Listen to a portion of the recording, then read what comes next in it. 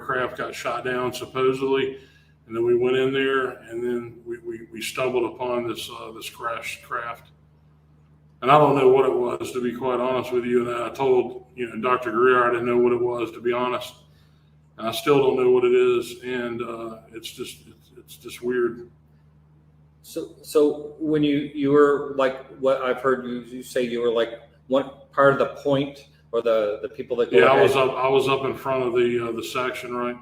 Yeah, and the landscape, you could see that it was a crash. Oh, it crashed. It burned itself through the jungle. I can't. I didn't get out and measure it, right? So I have no idea of dimensions, right? But it crashed through, and it had buried itself into the cliff there.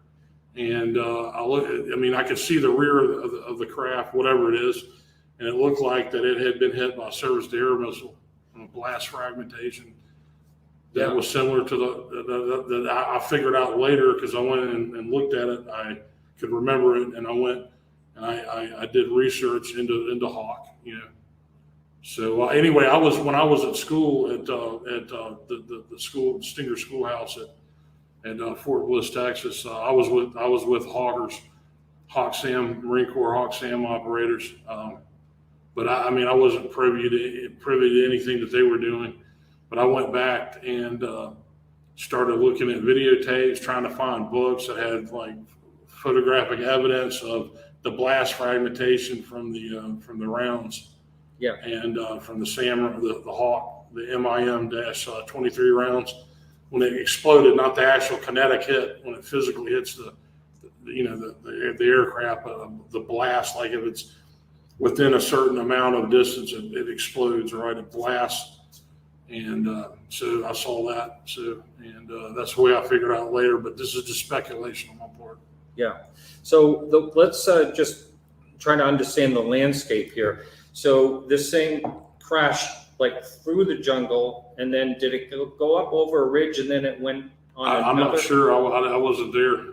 Yeah, I have no idea. But I mean, if you were looking at the way the crash was, right? Yeah, that would be speculative because I wasn't there. But yeah, you could say that was and it that was reasonable. And did it wedge itself right into the rock itself? Do you think? Yeah, it buried itself within the rock. I don't know the composition of the hillside.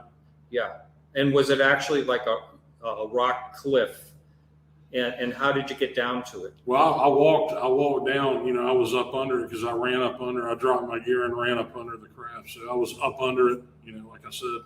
So by the drawing that you did, I'm assuming that was the thing possibly upside down. I don't know. I can't tell you. I mean, I wouldn't know. How would I know if it's upside down? I don't even know what it was. Yeah. But the damage appeared to be more on the underside, like it could have been. Sir. Well, what I would consider the aft part of the aircraft or the spacecraft, whatever you want. I don't know what it is, but it was on the aft portion of the craft. Yeah. Okay. And it had holes in it. It was blasted, right? It was hit. And it was from fragmentations. You could tell. I mean, you could tell an aircraft too from the outside. Yeah. And but most of these missiles, when they hit like our craft, or if they hit, Russian, whoever else, they usually blow them apart, right? They usually disintegrate them, typically. Mm-hmm. I would say, because a strike like that would, apart from maybe a Sukhoi Su-25 or A-10 or any of these other type of aircraft that are designed to, to be at the front, to fly in real close, designed to, with small arms or small caliber, to be able to survive that type of damage. Now, but again, I'm not an aircraft engineer. I don't design survivability in aircraft. So these factors, you should do, everyone else can do their own research. So when you walked up to this with the two other people, what was their reaction along with yours? I mean, I can't remember. Say holy, like, I mean, yeah. I don't really remember, to be honest with you. Yeah. But you must remember how you felt when you first. Yeah, it was mainly it was something else. Yeah, I mean, unexplainable. Like it doesn't. Yeah, bizarre. You're right. Fit what you normally should be seeing. Yeah. And let's talk about the liquid.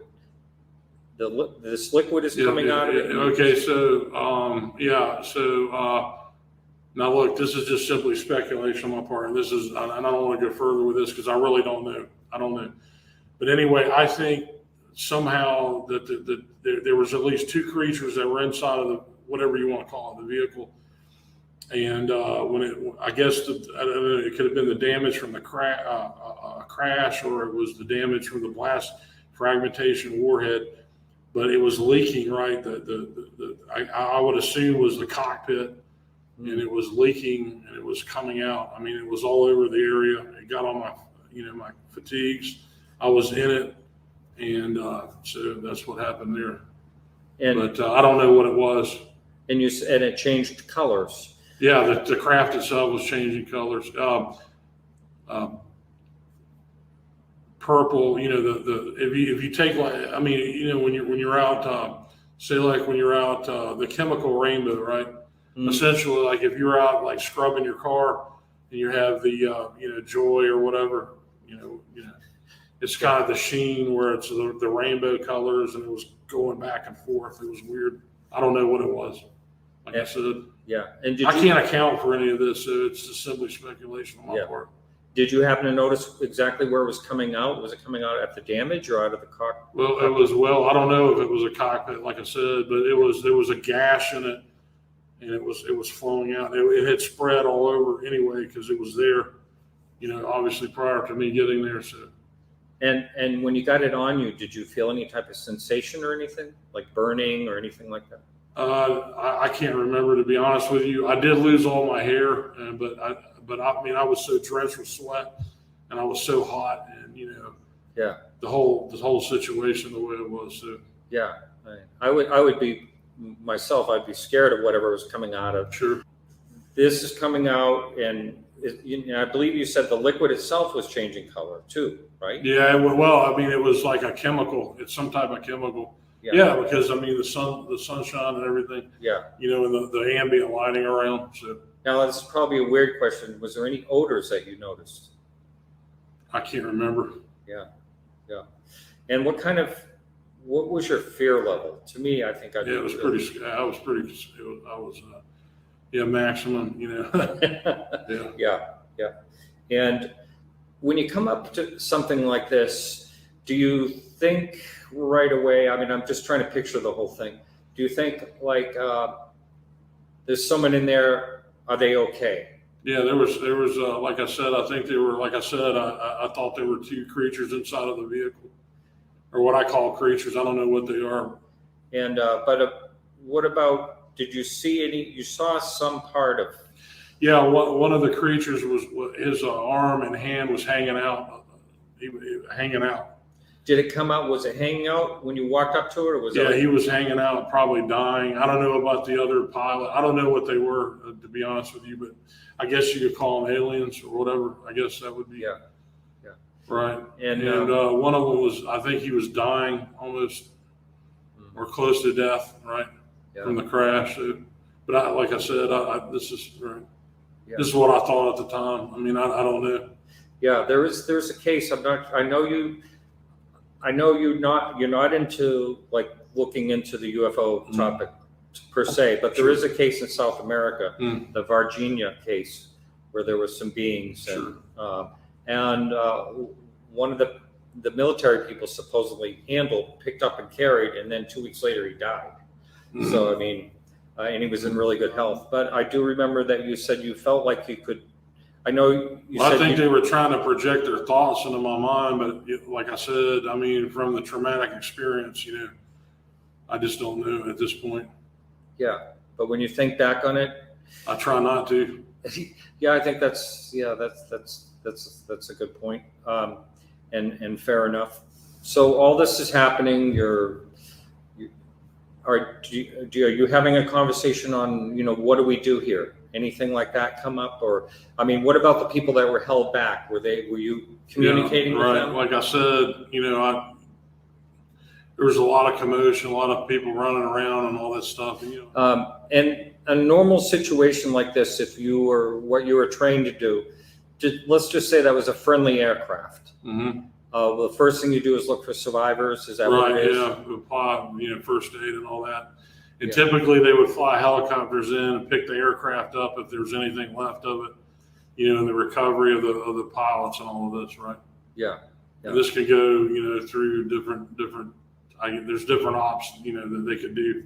Yeah. Like, for example, you just get the pilot, you don't know, he ejects, he punches out of the aircraft, he's gone, aircraft crashes somewhere, Yeah. it's a write-off, and they want the pilot, right? The pilot's Yeah.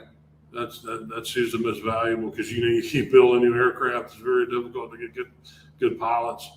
Seems to me, if this ended up being like a recovery, which most likely it was, it seems like it would be a very tricky one if this thing was wedged way in this. Maybe, this is simply speculation on my part. Maybe they were not interested in the craft. Maybe they were interested in what was in it. Yeah, very well could be. And, I know you don't follow a lot of what people talk about in this whole thing, but there are a lot of people that have said a lot of similar things Sure. to you about thinking thoughts like everything's going to be okay. We're not here to hurt you, Right. that type of thing. People often have those Sure. thoughts in their mind. Right. And so when this was all happening, when did the other people come into play? Did you climb back up on the ridge? Were you going back?